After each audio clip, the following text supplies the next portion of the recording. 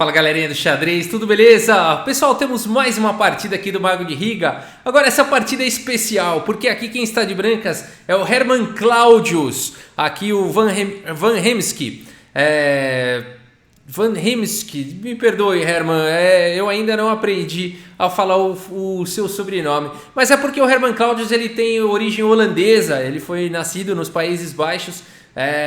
Mas tem cidadania brasileira, é um querido aí da comunidade enxadrística brasileira, já foi colunista do Estadão, já foi, enfim, tem uma importância fundamental, autor de livros, tricampeão brasileiro, 4 vezes vice-campeão brasileiro, é alguém, mestre internacional, alguém muito conhecido, muito querido na comunidade enxadrística. Eu tive o prazer de vê-lo várias vezes na minha juventude, praticamente eu ouvia toda semana lá no Clube de Xadrez de São Paulo, no centro de São Paulo. Tem um carinho enorme aqui pelo Herman Claudius. E aqui então fica difícil, né? Ele contra o Mikhail Tal, eu confesso que eu torço para o brasileiro, torço aqui para o mestre internacional Herman Claudius, apesar de eu ser fã incondicional aí do Mikhail Tal. Na verdade, incondicional não, né? Porque na condição contra um brasileiro, eu torço aqui pro brasileiro, pro Herman Claudius. Vamos dar uma olhada nessa partida, então.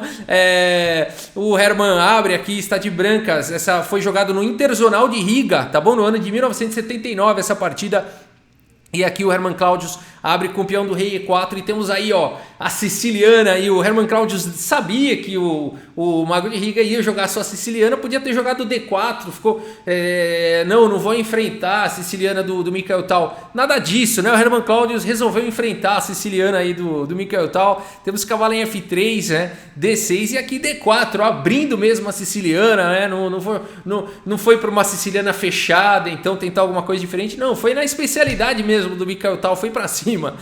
Temos C por D4, cavalo por D4, cavalo em F6, cavalo C3 e aqui E6 pelo Mikhail Tal. E o Herman então vai com G4, vai para cima, né? Vai para esse ataque aí, Keres, que é muito forte, muito arriscado. A partida segue com cavalo C6 e agora G5, imediatamente atacando o cavalo, cavalo D7 e agora bispo em E3, desenvolvendo o bispo, dando aqui caminho, né, passando aqui o bispo primeiro, o bispo fica protegendo casas importantes aqui na posição. Cavalo B6, o Mikhail Tal manobrando aí o cavalo, temos dama D2, preparando para dar o grande roque e aqui D5, lance libertador aí dos jogadores de defesa siciliana, aqui grande roque pelo Herman Claudius e bispo em E7, o Mikhail Tal se preparando também para dar roque. Cavalo B3 pelo Herman, aqui colocando o cavalo em segurança, e agora roque aqui pelo Mikhail Tal e E por D5, temos E por D5, cavalo por D5, cavalo por D5, dama por D5, dama por D5 e torre aqui por D5, então o Mikhail Tal foi para essa linha gambitando aí um peão, né? Ele sacrificou aí o peão para conseguir atividade, para conseguir atacar. Agora ele segue com o cavalo B4, Mikhail Tal. Temos problemas, né, Herman? Aqui começa a ficar muito difícil para nós, porque a torre está atacada, enfim, o peão também está atacado, as peças das negras começam a se soltar, mas o Herman não se intimida, não faz um lance como torre D2, por exemplo, ele segue com torre E5 atacando o bispo, bispo D6 atacando a torre, e agora, para onde jogar essa torre? Torre em A5, que é isso? Essa torre vai ficar sem volta, hein? A partida seguiu com B6 atacando a torre, afinal de contas, torre A5 veio com ataque mesmo sobre o peão aqui de A7, a torre e o bispo atacando, agora B6, e agora, o que fazer com essa torre aí que está sendo perseguida? Nada, deixa ela aí, bispo G2, olha que interessante a continuação aqui do Herman, tá jogando de forma linda, maravilhosa aqui contra o Mago, né? Tá jogando à altura aqui, com certeza. E aqui força, né, as trocas, porque se a torre sair daí, tá caindo aqui, a torre tá entrando na sétima horizontal com muita força, né, para as brancas. Então a partida seguiu aqui com B por A5, capturando a torre, e agora bispo por A8. E o mago é o mago, né? Aqui o mago já começa a fazer magia com cavalo por C2, né? Claro, se ele não entregar aí uma peça, não é o Mikhail Tal. Mas aqui ele não tá entregando, pessoal, é brincadeira. Aqui é uma troca, na verdade, né? Aqui a ideia é que se o rei captura o cavalo, o bispo pode vir aqui para F5 com cheque e o Mikhail Tal ele quer mesmo capturar esse bispo do Hermann Claudius. Esse bispo de Casas Claras é muito forte. O Hermann Claudius sabe disso, ele não vai facilitar para o Mago de Riga e segue aqui simplesmente com torre D1, complicando tudo. Agora o bispo aqui do Mikhail Tal está atacado, a partida segue com bispo por H2 capturando aí o peão e agora bispo C5 atacando a torre agora do Mikhail Tal. A partida seguiu com bispo em F4 dando cheque e aqui mais uma vez o Mikhail Tal provocando aqui que o Hermann Claudius capture o cavalo. O Hermann Claudius não quer perder o seu bispo de Casas Claras.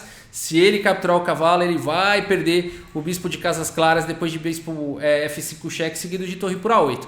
Portanto, o Hermann segue aqui com o cavalo D2, mantendo aí o seu par de bispos e agora bispo em F5. Uma decisão curiosa aqui do Mago de Riga, porque vejam só, a torre do Mago de Riga está atacada, né? Aqui o lance mais natural do mundo é jogar o lance torre D8, porque ele coloca pressão no ponto de D2, coloca a torre em segurança, continuam existindo os temas de se rei por cavalo, bispo em F5, é o lance mais natural, mas o Mikhail Tal procura complicações aqui e vai para essa ideia interessantíssima. O que o Mikhail Tal está fazendo? Está entregando realmente a qualidade, no entanto essas peças vão ficar extremamente ativas, aqui essas 3 peças menores, né? Tem muitos peões aqui caindo, dá para seguir com o cavalo B4, dá para seguir com o cavalo D3, a posição fica extremamente perigosa, a partida fica muito interessante a partir daqui.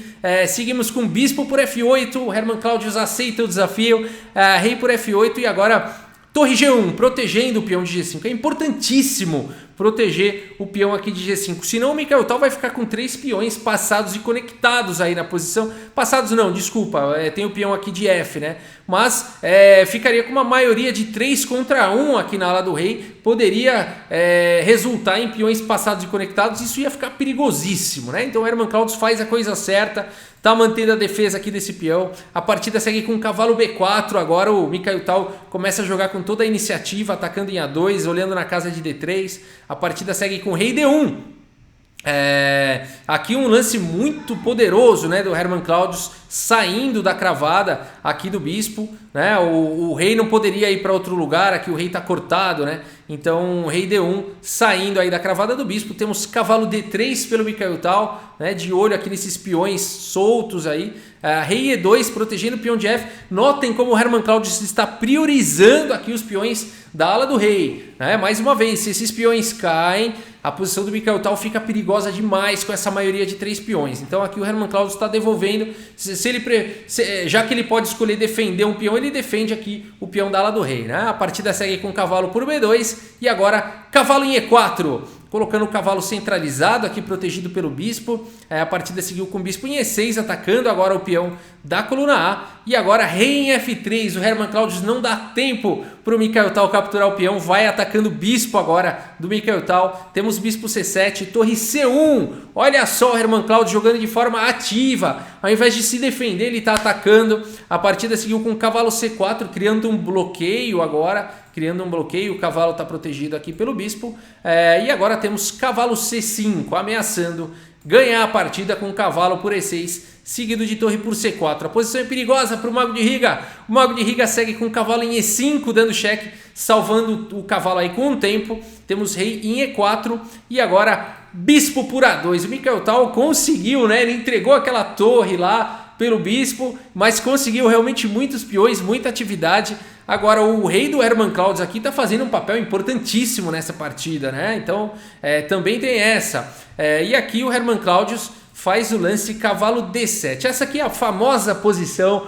Os brasileiros que acompanharam essa partida do Hermann Claudius contra o Mikhail Tal, ficou uma partida muito famosa na literatura enxadrística. E aqui realmente estudos posteriores mostraram que as brancas têm uma linha forçante de vitória a partir dessa posição, ou seja, o Hermann Claudius teve aqui a possibilidade de ficar na frente na partida e até mesmo levar essa partida para uma vitória contra o Mago de Riga. Olha que legal, né? Mas aqui, enfim, depois eu volto nessa posição para a gente analisar. Não é fácil, claro, um mestre internacional não enxergar, com certeza não é fácil, né? Então, assim, e os computadores e tudo mais, isso ajuda a gente a encontrar isso, né?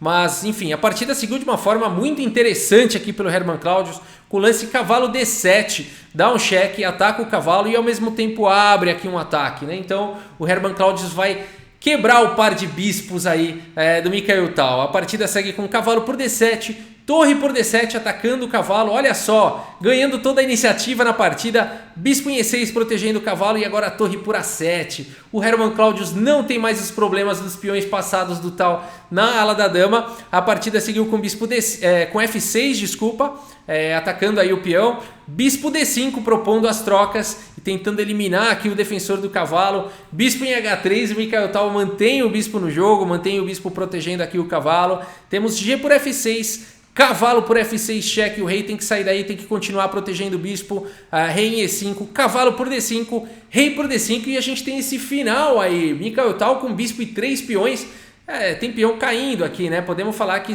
é o bispo e 2 peões praticamente, né? Contra torre e peão. A partida seguiu com bispo G2 cheque, rei em E5 e agora bispo em F3, rei em F5, o Herman Claudius não tem pressa de capturar o peão indefeso e indefensável. A partida seguiu com bispo D1, agora sim ameaçando 1 a 4.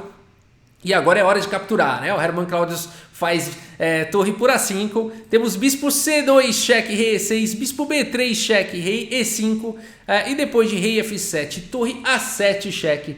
Ambos os jogadores aí concordam no empate. Aqui realmente é empate, né? Esse estudo aqui ele é bem conhecido entre os mestres. Não tem como as brancas forçarem uma vitória. Um peão vai ser trocado, vai sobrar bispo e peão contra e rei contra rei e torre. Não tem como as brancas forçarem aqui uma vitória nesse final. E nem como as negras forçarem, a não ser que um dos dois errem, né? Mas nesse caso, supõe-se que quem chegou até aqui depois de 44 lances, ambos jogando com tamanha precisão, que daqui para frente não haveria nenhum erro grosseiro e tudo mais, né? Tem gente que prefere continuar jogando até o final, é uma questão de cada um, né?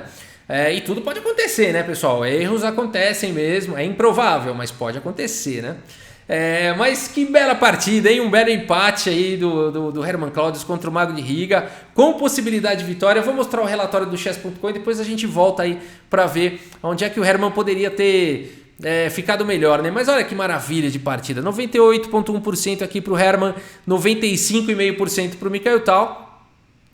Realmente apenas um erro aí do Herman, que foi aquele lance que ele poderia ter seguido com a vitória, né?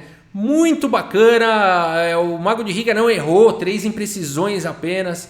E vamos voltar no tabuleiro então, naquele momento, o histórico cavalo D7 cheque, né, que foi jogado aqui pelo Herman com uma ideia bem interessante, um lance muito... Porque, pessoal, não se enganem, isso aqui é um final dificílimo, né? Uma posição dificílima, um meio jogo indo para um final, só que é muito difícil de jogar, né? Então o Herman foi para uma ideia sensacional aqui com o cavalo D7, né, para ganhar a iniciativa depois com torre C7, vai ganhar todos os peões da ala da dama, uma ideia fantástica, não tem nem o que falar sobre isso. Mas os computadores sugerem hoje em dia que o lance bispo D5 poderia forçar aí para uma vitória.